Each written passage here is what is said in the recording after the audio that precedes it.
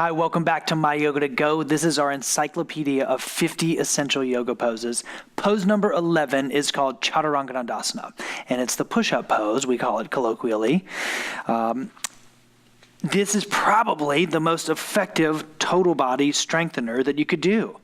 And it's a little tricky. You come onto all fours initially and be sure, like we did in plank, that your hands are right under your shoulders.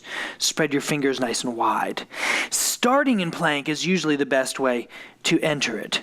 So you'll straighten your knees off the floor.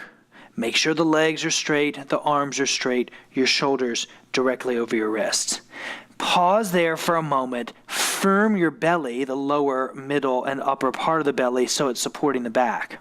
Then maintaining that, just drop your knees back down to the ground. Point your toes. So the belly stays firm even though the knees are on the ground. Here's the main trick.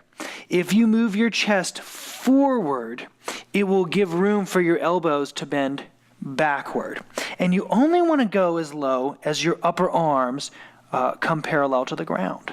So you hold that, and you're going to feel quite a bit of engagement, both in your arms and in your back, and still hopefully in your abdomen. Push through your hands, move back, and just take a simple kneeling position for a moment. This is such an efficient pose. Like I said, it generates warmth through the whole body. It energizes you. That was a modified version with your knees on the ground. For the unmodified version, you'll come back into plank again. Be sure your shoulders are over your wrists. Fire up the legs and the whole abdominal region.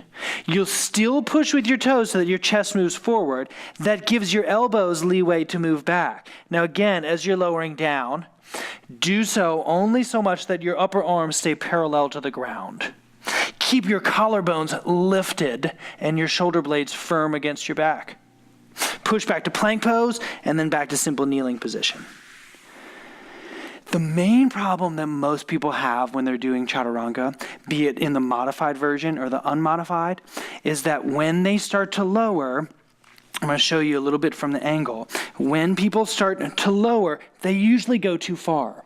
The head of their humerus bone or upper arm bone drops, and this puts a lot of strain on the front of the shoulder. So what I would suggest is that you spend some time doing the modified one until you build up the strength to stabilize yourself in this more healthy biomechanical place. And I promise, if you do it with knees on the ground multiple times, you will not only build up strength, but you also preserve this very important joint. Thanks for practicing with us. See you on the next one.